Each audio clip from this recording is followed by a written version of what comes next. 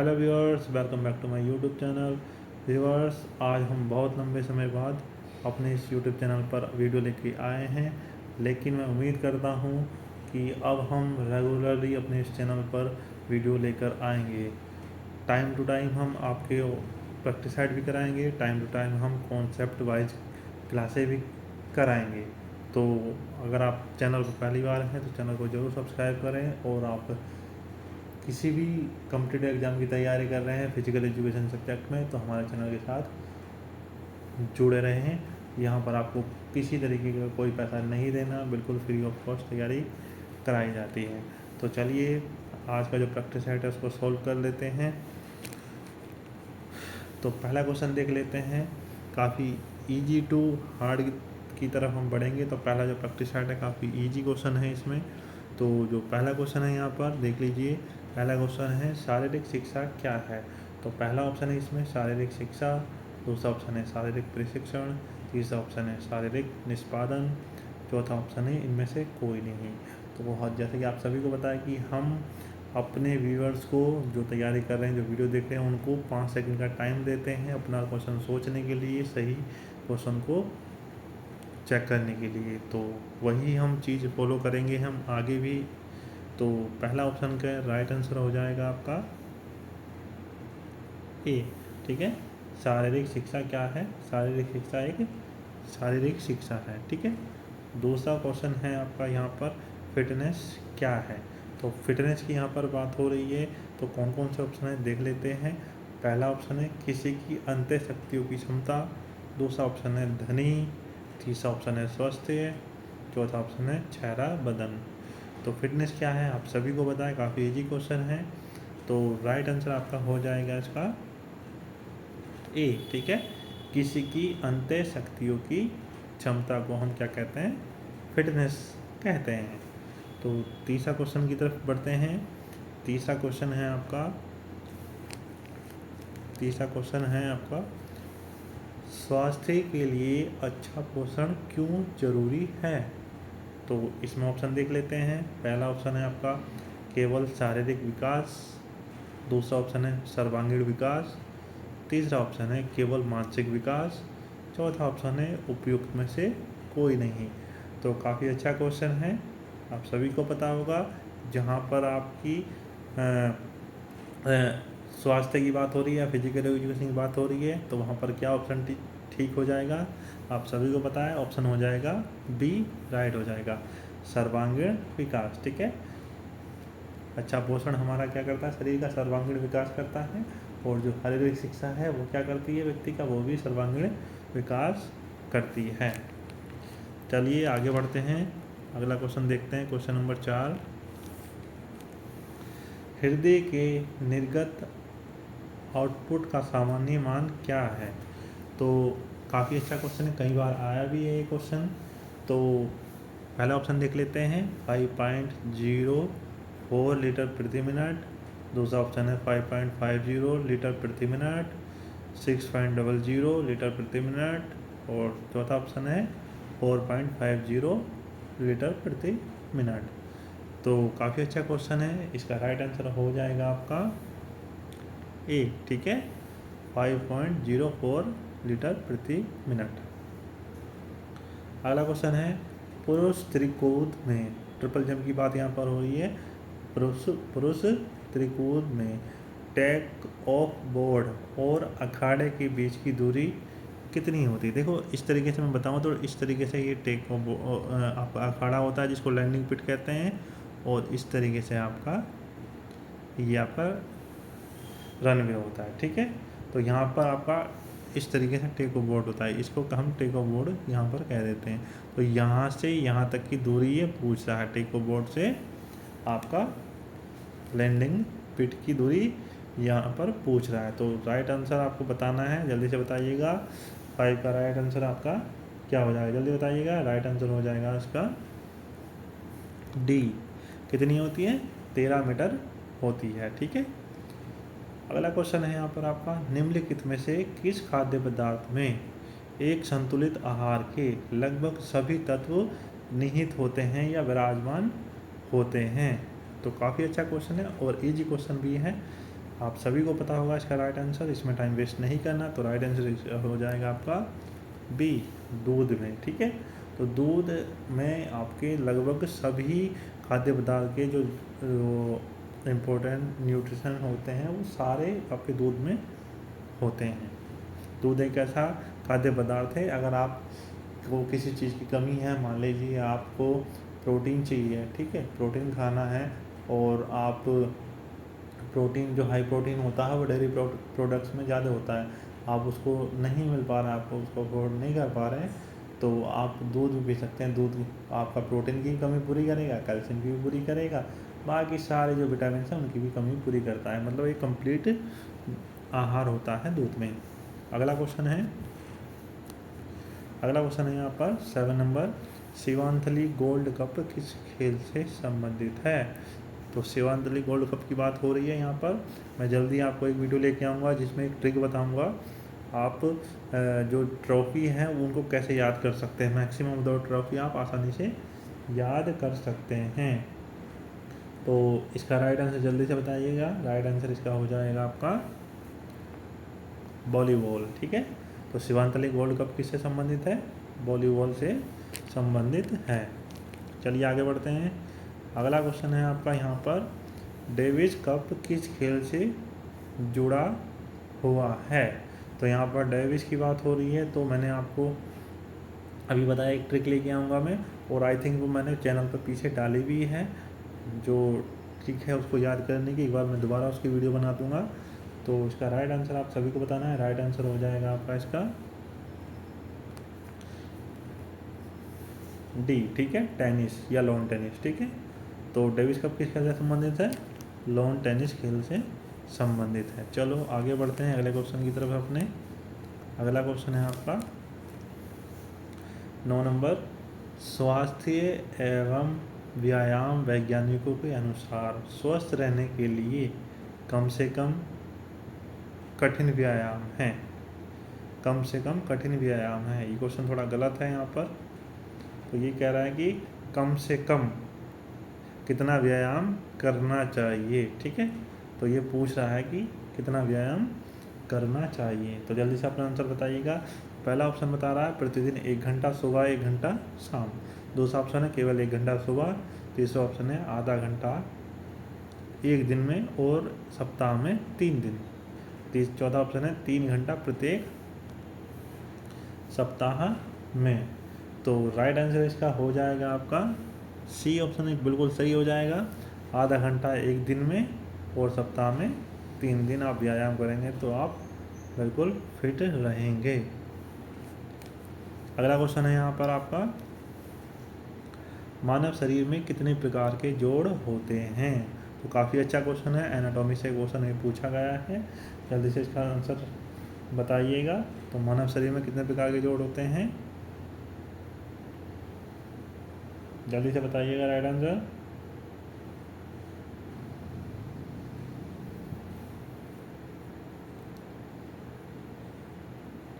तो मानव शरीर में 3 प्रकार के जोड़ होते हैं। ठीक है, एक चल होते हैं, एक अर्धचल होते हैं और एक अचल होते हैं। ठीक है, 3 प्रकार के जोड़ होते हैं, चल, अर्धचल और अचल। ठीक है, तो राइट आंसर हो जाएगा 3। कहीं कहीं पे इसको 2 भी माना गया है। ठीक है, कहीं कहीं पर इसको 2 भी माना गया है। जब मैं ये वाली क्लास आपको कॉन्सेप्ट वाइज क्लियर कराऊंगा, ठीक है, 3 जो जोड़ होते हैं वो 3 प्रकार के कैसे होते हैं, तब आपको क्लियर हो जाएगा। कुछ लोग बोलेंगे कि इसका राइट आंसर 2 माना गया, कुछ लोग बोलेंगे इसका 3 माना गया। ठीक है, थोड़ा सा ये क्वेश्चन अलग अलग स्टेट में अलग अलग माना जाता है। अगला क्वेश्चन देखते हैं, रक्तदाब को मापने का यंत्र कौन सा है? यहाँ पर ब्लड प्रेशर की बात कर रहे हैं, तो ब्लड प्रेशर की बात हो रही है, तो राइट आंसर आप खुद में खुद पता चल जाना चाहिए। राइट आंसर हो जाएगा इसका सी। ठीक है, स्फिग्नोमैनोमीटर। ठीक है, जब यहाँ पर ब्लड प्रेशर की बात होती है तो यहाँ पर स्फिग्नोमैनोमीटर से हम रक्तदाब को मापते हैं। चलिए आगे बढ़ते हैं।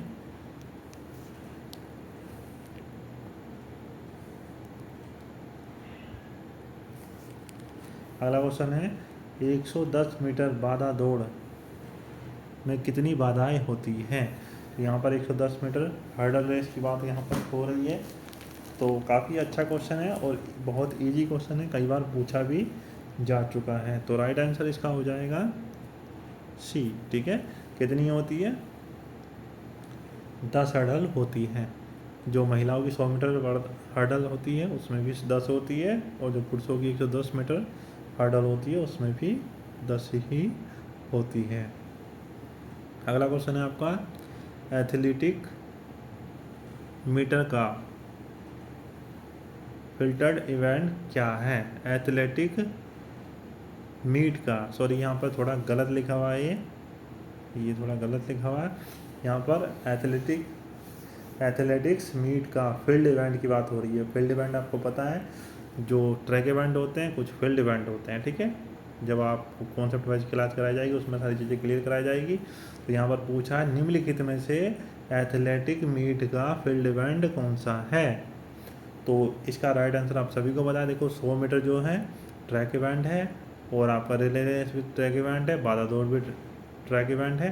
केवल लंबी कूद जो है आपका वो फील्ड इवेंट है। अगला क्वेश्चन है, डेकाथलॉन में कितनी प्रतियोगिताएं होती है? तो डेकाथलॉन क्या है? कॉम्बिनेशन है इवेंट का एथलेटिक्स में। जब कॉन्सेप्ट वाइज चीज़ क्लास कराई जाएगी उसमें सभी चीज़ आपको समझाई जाएगी। अभी के लिए देखो, इसमें पूछा गया कि डेकाथलॉन में कितनी प्रतियोगिताएं होती है। तो राइट आंसर हो जाएगा इसका, कितनी होती है? 10 होती है। और कितने दिनों में होती है कंप्लीट? 2 दिन में होती है। 5 एक दिन होती है और 5 दूसरे दिन होती है। इनकी भी मैं ट्रिक आपको आगे आने वाले समय में कराऊंगा। अगला क्वेश्चन है, थोड़ा इनको मार्क को हटा लेते हैं। अगला क्वेश्चन है आपका, एक क्रिकेट पिच की लंबाई कितनी होती है? तो यहाँ पर क्रिकेट पिच की लंबाई की बात हो रही है, और मुझे नहीं लगता कि इस क्वेश्चन का कोई गलत आंसर दे पाएगा। 99.9% लोग इसका सही उत्तर बिल्कुल दे देंगे। ठीक है, तो यहाँ पर क्रिकेट पिच की लंबाई की बात हो रही है, तो राइट आंसर हो जाएगा आपका 22 गज। ठीक है, जो हमारा UPTGT 2021 का पेपर हुआ था तो उसमें क्या था, उसमें आपका गज ना दे के उसमें फिट में दे रखी थी। ठीक है, तो उसमें सही ऑप्शन क्या था? 66 फिट। ठीक है, 66 फिट की बात हो रही थी, क्योंकि एक गज में 3 फिट होते हैं। ठीक है, 22 को गुणा करोगे 3 से तो आपका 66 हो जाएगा। ठीक है, तो अगला क्वेश्चन की तरफ बढ़ते हैं। अगला क्वेश्चन है आपका, रिले रेस में एक्सचेंज जोन की दूरी कितनी होती है? काफ़ी अच्छा क्वेश्चन है। पहले कुछ और चीज़ें थी इसमें, अब कुछ और चीज़ें हो गई हैं। इसको देख लेते हैं, आगे बढ़ते हैं। इसको नंबर 16 को थोड़ा नीचे की तरफ कर लेते हैं। रिले रेस में एक्सचेंज जोन की दूरी कितनी? तो देखो इसका ये रहा ऑप्शन। देखो पहला ऑप्शन है 10 मीटर, दूसरा ऑप्शन है 15 मीटर, तीसरा ऑप्शन है 20 मीटर, मैंने ऑब्लिक में 30 मीटर भी लिखा हुआ है, और अगला ऑप्शन है 22 मीटर। ठीक है, तो पहले क्या होता था, एक्सेलरेशन जोन होता था प्लस एक्सचेंज जोन होता था। एक्सेलरेशन जोन, ठीक है, acceleration zone plus exchange zone होता था। ठीक है, दोनों को मिलके ये बनता था। लेकिन अब क्या है कि पहले एक्सेलरेशन जोन 10 मीटर होता था और एक्सचेंज जोन 20 मीटर होता था। लेकिन अब क्या कर दिया है, इन दोनों को कंबाइन कर दिया है यहाँ पर, कि एक्सेलरेशन जोन और आपका एक्सचेंज जोन दोनों एक ही है, जिसकी टोटल लेंथ हो गई है 30, कितनी हो गई है? 30 मीटर हो गई है। ठीक है, तो आई होप आपको ये समझ आ गया होगा पहले क्या था और अब क्या है। अगर अब आपसे पूछा जाए एक्सेलरेशन जोन या एक्सचेंज जोन कितना होता है, तो आंख बंद करके 30 मीटर को आपको लगा देना है। ठीक है, अगले क्वेश्चन की तरफ चलेंगे। अगला क्वेश्चन है आपका, कबड्डी में जब लोना उठता है तो कितने अंक मिलते हैं? तो जो कबड्डी में जो लोना होता है कितने अंक मिलते हैं उसके? सही उत्तर आपका कितना हो जाएगा, राइट आंसर हो जाएगा आपका। बच्चा बच्चा इसको बता देगा। तो कितने अंक मिलते हैं, 2 अंक मिलते हैं। राइट आंसर हो जाएगा आपका 2, बी ऑप्शन आपका सही हो जाएगा। क्या हो जाएगा, सही हो जाएगा। अगले क्वेश्चन की तरफ बढ़ते हैं। अगला क्वेश्चन है आपका, भारत में खो खो कहाँ लोकप्रिय है। तो खो खो की जन्म उत्पत्ति कहाँ हुई है, आप सभी को पता है। और कहाँ लोकप्रिय होगा, देखिए जो गेम जहाँ पर जिसकी उत्पत्ति होती है वो वहाँ पर काफ़ी लोकप्रिय माना जाता है। ठीक है, जैसे कि अब जो क्रिकेट है वह इंग्लैंड की देन है। ठीक है, इंग्लैंड में अलग ही क्रेज है क्रिकेट का। ठीक है, जैसे आपका टेबल टेनिस है वो किसकी देन है, चाइना की देन है, जिसको हम टेबल टेनिस को पहले हम पिंग पोंग के नाम से जानते थे। चाइना में अलग क्रेज है टेबल टेनिस का। ठीक है, तो खो खो जो हमारा इंडिया की देन है, लेकिन इंडिया में कहाँ की देन है, महाराष्ट्र की देन है। तो लोकप्रिय कहाँ होगा, राइट आंसर हो जाएगा आपका ए। कहाँ पर है, महाराष्ट्र में लोकप्रिय है। अगला क्वेश्चन है आपका, 400 मीटर ट्रैक में 1.22 मीटर चौड़े लाइन का तीसरा स्ट्राइकर कितनी दूरी पर होता है। ठीक है, स्ट्राइकर देखो पहला जो स्ट्राइकर होता है वो 0 पर होता है। ठीक है, पहला जो स्ट्राइकर होता है वो 0 पर होता है। ठीक, अब यहाँ पर तीसरे की बात पूछी गई है, तो तीसरा आपका हो जाएगा राइट आंसर आपका कितना हो जाएगा, जल्दी से राइट आंसर बताओ। राइट आंसर हो जाएगा आपका बी, 14.41 मीटर हो जाएगा इस ऑप्शन के अकॉर्डिंग। ठीक है, अगला क्वेश्चन देखते हैं, ओलंपिक खेलों में पहली बार शपथ कब आरंभ हुई थी। तो यहाँ पर ओलंपिक की मैंने एक बहुत ही बेहतरीन वीडियो बनाई हुई है, आपको सीक्वेंस से स्टार्टिंग से क्या हुआ और लास्ट तक क्या क्या हुआ है, कौन सी चीज़ कब इनोवेट की गई ओलंपिक में, उसकी बहुत बेहतरीन मैंने वीडियो बना रखी है। अगर आपने वो नहीं देखी तो आप जाके चैनल पर देख सकते हो। तो इस क्वेश्चन में पूछा गया है कि ओलंपिक खेलों में पहली बार शपथ कब प्रारंभ हुई। तो शपथ की यहाँ पर बात हो रही है, शपथ कब स्टार्ट हुई थी। तो राइट आंसर हो जाएगा आपका 1920 एंटवर्प में शपथ प्रारंभ हुई थी।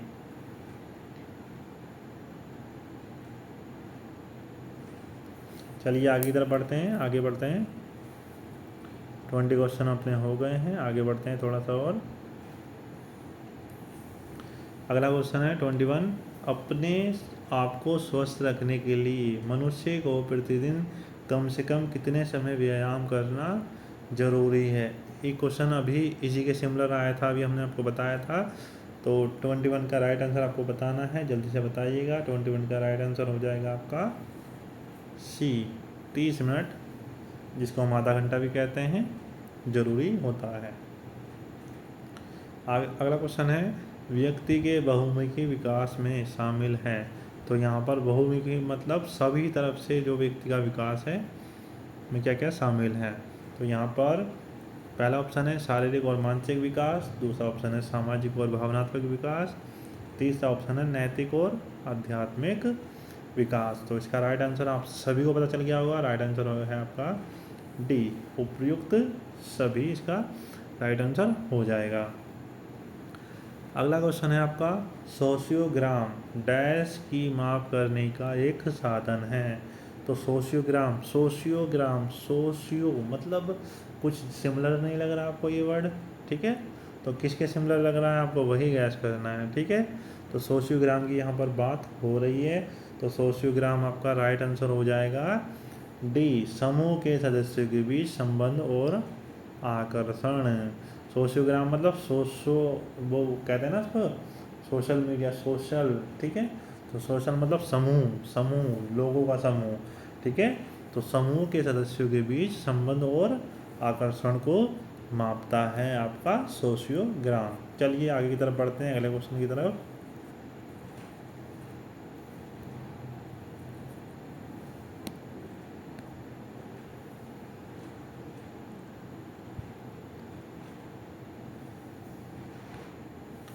चलिए अगला क्वेश्चन है 24, किसी व्यक्ति की उचित निर्णय लेने और आलोचनात्मक दृष्टि से विचार करने की क्षमता डैश समझदारी कहलाती है। तो यहाँ पर उचित निर्णय लेने और आलोचनात्मक दृष्टि से विचार करने की क्षमता की यहाँ पर बात हो रही है। तो क्या हो जाएगा? राइट आंसर इसका हो जाएगा आपका, जल्दी से बताइएगा। राइट आंसर इसका हो जाएगा ए, बौद्धिक समझदारी आपका हो जाएगा।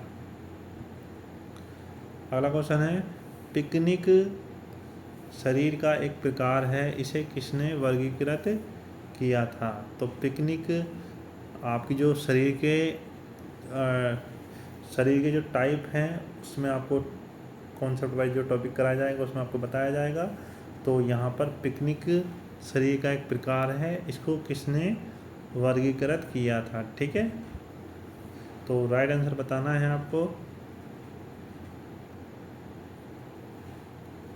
राइट आंसर इसका हो जाएगा आपका क्रैचमर ने। ठीक है, ये क्रैचमर लिखा है, क्रैचमर गलत है, ये क्रैचमर ने किया था। ठीक है,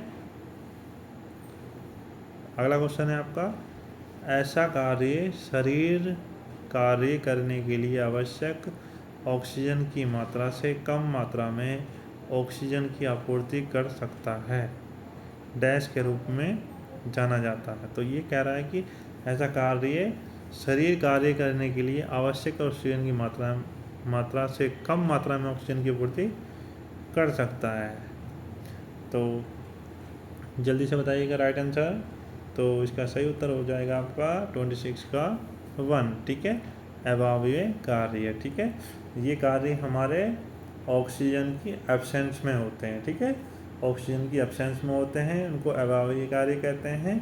और जो ऑक्सीजन की प्रेजेंस में होते हैं उनको वायवीय कार्य कहते हैं। ठीक है, इसको हम थोड़ा समझ लेते हैं इंग्लिश में। ठीक है, इसको जो अभाव्य कार्य होते हैं इसको कहते हैं एनारोबिक। ठीक है, और जो वायवीय कार्य होते हैं इसको कहते हैं एरोबिक। ठीक है,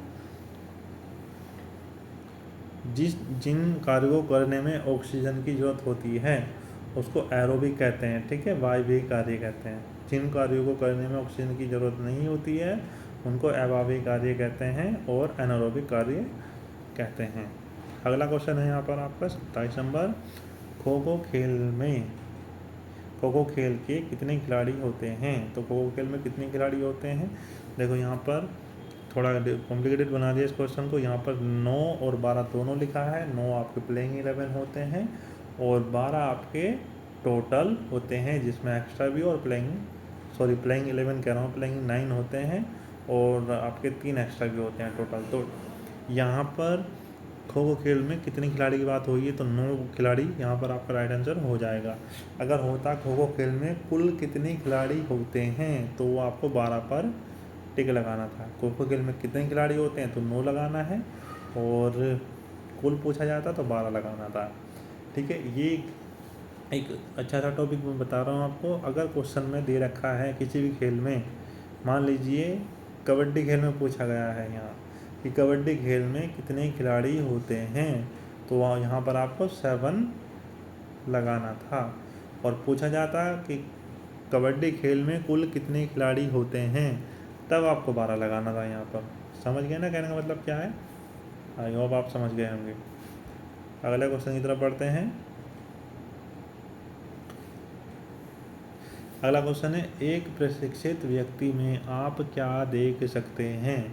तो यहाँ पर जो ट्रेनिंग कर चुका है या ट्रेनिंग कर रहा है रेगुलरली उसकी बात यहाँ पर हो रही है। एक प्रशिक्षित व्यक्ति में आप क्या देख सकते हैं? तो जल्दी से राइट आंसर बताइएगा। राइट आंसर इसका हो जाएगा आपका धीमी थकावट। ठीक है, जो प्रशिक्षित व्यक्ति होता है उसकी खास बात ये होती है कि वो बहुत धीरे धीरे, ठीक है, बहुत धीरे धीरे थकता है। वो एक काम को एक लंबे समय तक करता रहता है, बहुत धीरे धीरे थकता है।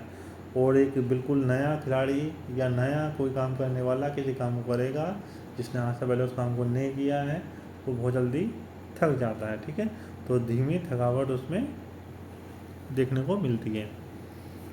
अगला क्वेश्चन है, स्किन फोल्ड कैलिपर मापता है। तो स्किन फोल्ड कैलिपर किसकी बात हो रही है, स्किन की बात हो रही है, तो यहाँ पर इसका राइट आंसर हो जाएगा आपका शरीर के भार, सॉरी शरीर की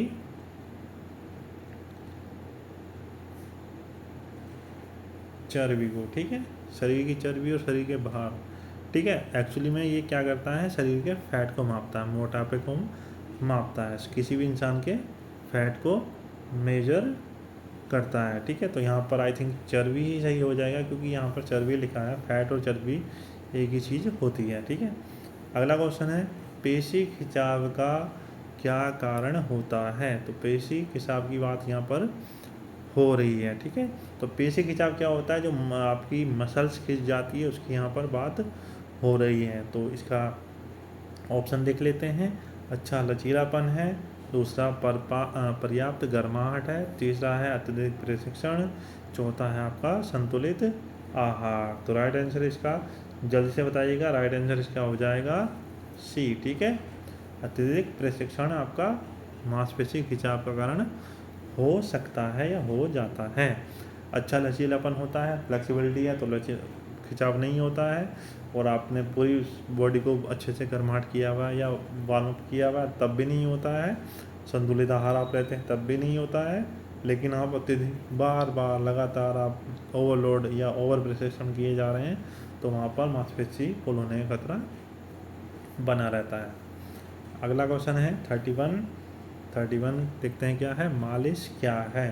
तो यहाँ पर पहला ऑप्शन है व्यायाम, दूसरा ऑप्शन है आदत, तीसरा शौक, चौथा है डी वैज्ञानिक कला और हस्तकौशल। जल्दी से अपना राइट आंसर बताइएगा। राइट आंसर हो जाएगा आपका वैज्ञानिक कला और हस्तकौशल।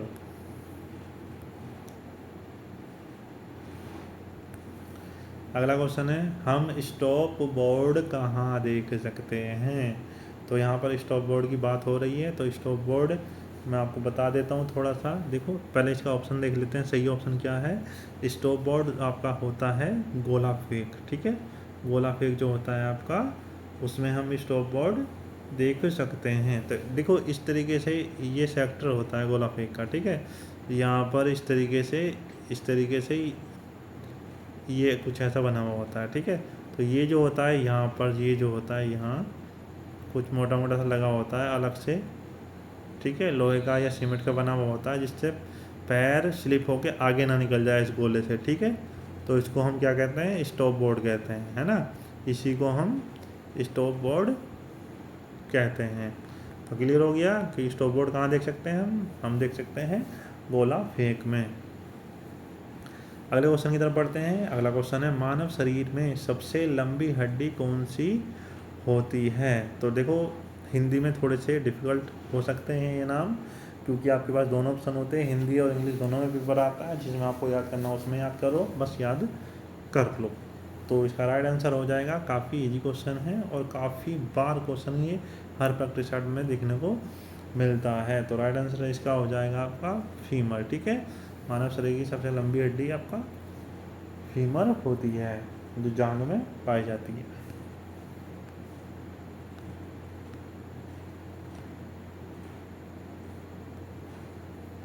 अगला क्वेश्चन है आपका कौन सा रक्त समूह यूनिवर्सल डोनर है, ठीक है। तो यहाँ पर आपका देखो एक होता है आपका यूनिवर्सल डोनर, मतलब सबको दे सकता है, ठीक है। एक होता है यूनिवर्सल रिसीवर, जो सबसे ले सकता है, ठीक है। तो यहाँ पर डोनर की बात हो रही है, तो डोनर मतलब देने वाला, ठीक है। तो डोनर क्या होता है, ओ ब्लड ग्रुप वाले जितने भी होते हैं वो आपका यूनिवर्सल डोनर कहे जाते हैं, ठीक है। तो कौन कहे जाते हैं, ओ पॉजिटिव। अगला क्वेश्चन देखते हैं एक औसत कार्यशील महिला के लिए प्रतिदिन कितना प्रोटीन लेना उपयुक्त बताया जाता है। तो यहाँ पर औसत बात हो रही है, औसत कार्यशील महिला के लिए, ठीक है, जो नॉर्मल सा कार्य करती है, ज़्यादा भागा दौड़ी नहीं है, एक औसत कार्यशील महिला के लिए, ठीक है। तो यहाँ पर राइट आंसर आपको बताना है। तो राइट आंसर इसका हो जाएगा आपका 46 ग्राम, ठीक है। कहीं कहीं पे इसको 45 ग्राम भी देखने को मिलता है, कहीं कहीं पे 46 ग्राम भी देखने को मिलता है। जो क्वेश्चन देखो, पहले ऑप्शन देखो, बिल्कुल सटीक ऑप्शन आपको दे रखा है तो ठीक है, उस पर टिक करो। लेकिन अगर वो ऑप्शन नहीं मिल रहा, उसके आसपास है, बहुत ही क्लोज है, पॉइंटों में क्लोज है, तो आप उसी को टिक करा करना है। ठीक है। नेक्स्ट क्वेश्चन है आपका, निम्नलिखित में से कौन सा विटामिन डी का एक अच्छा स्रोत माना जाता है? तो विटामिन डी आप सभी को पता है, इसका राइट आंसर हो जाएगा आपका सूर्य की किरणें। सुबह सुबह मॉर्निंग में जो सूर्य की किरणें होती है, सॉफ्ट सॉफ्ट सी हल्की हल्की किरणें होती है, वो बहुत अच्छी मानी जाती है विटामिन डी के लिए। अगला क्वेश्चन है, एक स्वस्थ मनुष्य का सामान्य तापक्रम कितना होता है? तो सामान्य तापक्रम की यहाँ पर बात हो रही है, जो टेम्परेचर हो रहा उसकी यहाँ पर बात हो रही है। तो इसका राइट आंसर आपको बताना है जल्दी से। तो राइट आंसर हो जाएगा आपका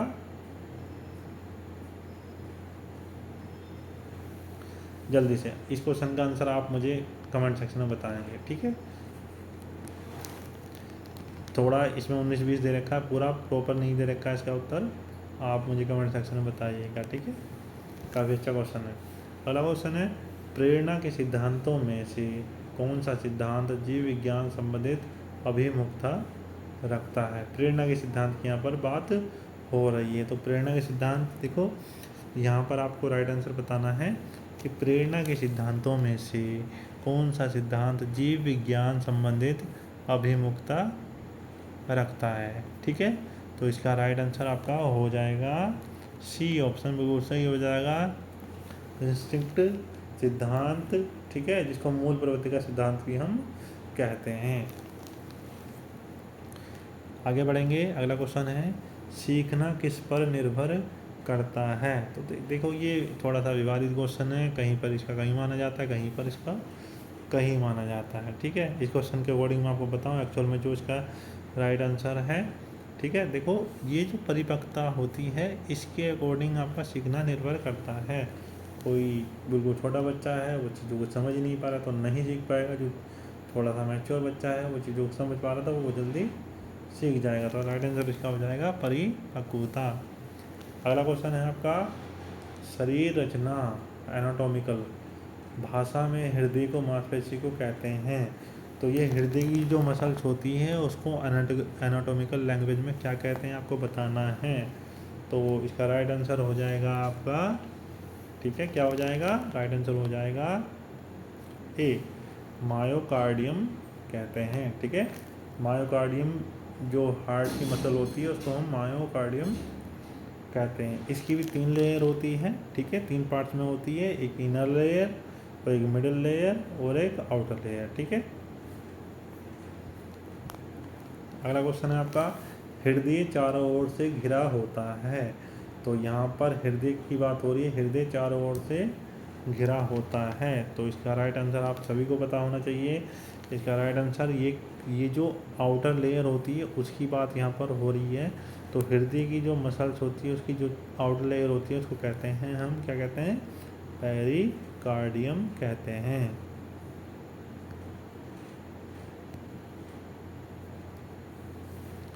अगला क्वेश्चन है, सूची 1 और सूची 2 की मदों का सही मेल करें और नीचे दिए गए कोटों में से सही विकल्प चुनें।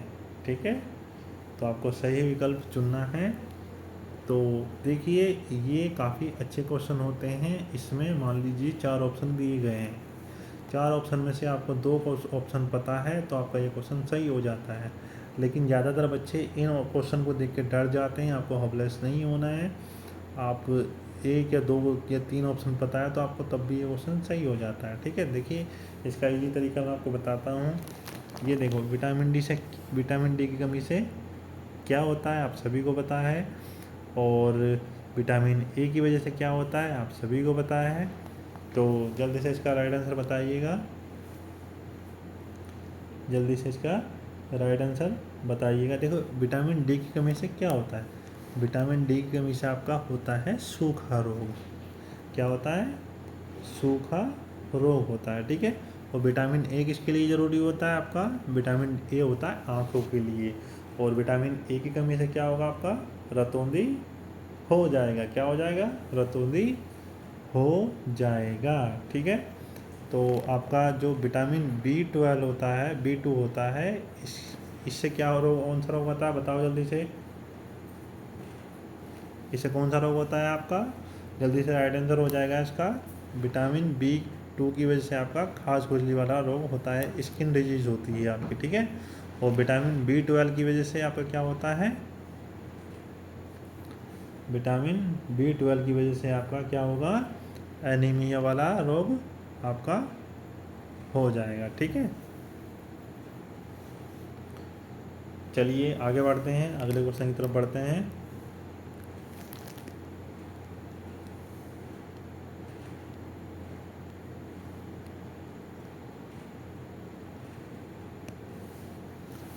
शरीर में धमनियों का कार्य होता है, तो शरीर में धमनियों का कार्य क्या होता है, ठीक है। जब हम आपका हार्ट का स्ट्रक्चर पढ़ाएंगे, रक्त परिसंचरण तंत्र को पढ़ाएंगे, तो उसमें ये सारी चीज़ें डिटेल में हम समझेंगे। तो अभी इसका उत्तर आपको बताना है कि धमनियों का कार्य क्या होता है। तो धमनियों का कार्य हो जाता है आपका हृदय से रक्त ले जाना। तो हृदय से रक्त ले जाना आपका धमनियों का कार्य होता है। अगला क्वेश्चन है आपका, कौन सी हड्डी पैर का एक हिस्सा है। तो कौन सी हड्डी पैर का हिस्सा है, तो जो होमलेस बोन होती है वो आपके अपर हैंड में होती है, ठीक है। और जो फीमर होती है वो आपके लेग के अपर पोर्शन में होती है, और फिबुला और टिबिया, ठीक है। इन दोनों में से एक ऑप्शन सही है, जल्दी से अपना आंसर बताइएगा। तो राइट आंसर इसका हो जाएगा आपका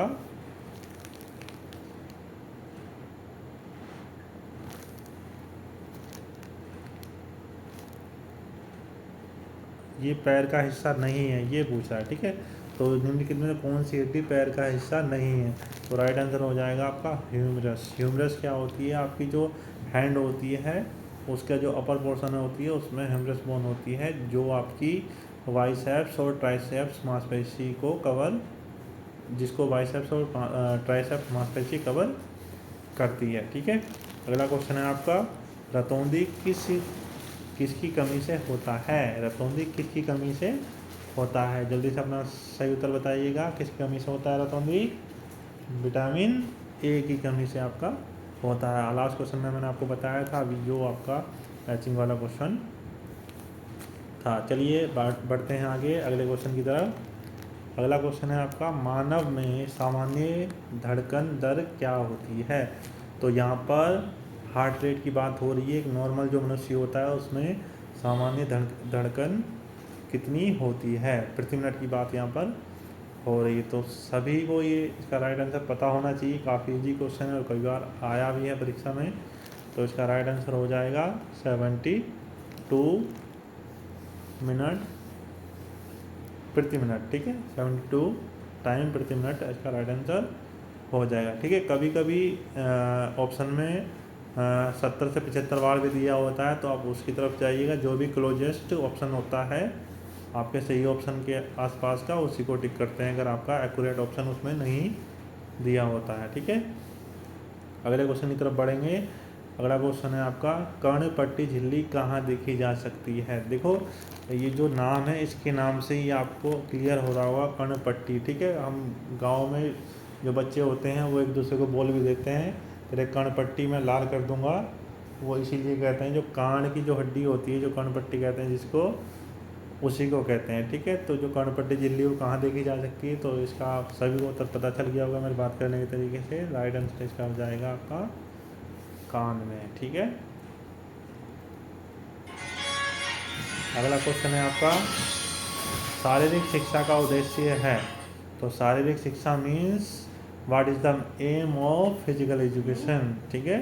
तो शारीरिक शिक्षा के उद्देश्य की यहाँ पर बात हो रही है। तो इसका राइट आंसर आप सभी को पता है, तो कोई बच्चा नहीं होगा जिसको इसके बारे में नहीं पता होगा, क्योंकि जो पहला क्वेश्चन बनता है फिजिकल एजुकेशन का वो यही बनता है कि शारीरिक शिक्षा का एम क्या है। तो राइट आंसर इसका हो जाएगा, क्या हो जाएगा, राइट आंसर इसका हो जाएगा शारीरिक कौशल का विकास करना, ठीक है। शारीरिक कौशल का विकास करना, या फिर holes of development of the body, ठीक है। अगले क्वेश्चन की तरफ पढ़ते हैं। अगला क्वेश्चन है आपका, थोड़ा सा जूम कर लेते हैं इसको। हाँ, अगला क्वेश्चन है आपका, भारत में किस वर्ष शारीरिक शिक्षा विश्वविद्यालय की स्थापना हुई? तो शारीरिक शिक्षा विश्वविद्यालय यूनिवर्सिटी की यहाँ पर बात की जा रही है, तो इसका राइट आंसर हो जाएगा आपका 1920 में। ठीक है, 1920 में इसका हो जाएगा। ठीक है, अगला क्वेश्चन आपको एक क्वेश्चन मैं आपको दे रहा हूँ, दूसरा क्वेश्चन आपको दे रहा हूँ। एक क्वेश्चन भी आपको मैंने पीछे भी बोला था कि आपको बताना है। एक क्वेश्चन इसका दे रहा हूँ कि 1920 में किस विश्वविद्यालय की स्थापना, कौन से शारीरिक शिक्षा विश्वविद्यालय की स्थापना हुई थी? ठीक है, तो आपको बताना है इसका कमेंट सेक्शन में उत्तर। अगला क्वेश्चन है, देखते हैं। अगला क्वेश्चन है, गहन अध्ययन का थॉर्नडाइक नियम है।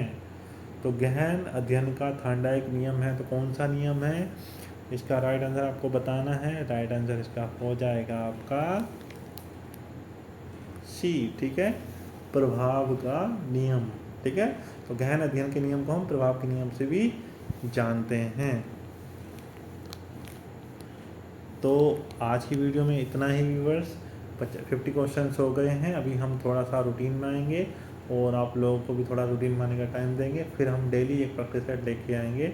अभी हम एक प्रैक्टिस सेट को 2 वीडियो में या 3 वीडियो में कंप्लीट कराएंगे। धीरे धीरे हम ईजी टू हार्ड की तरफ बढ़ेंगे। तो आई होप आपको आज की जो क्वेश्चन है एमसीक्यू जो सीरीज़ है वो काफ़ी पसंद आई होगी।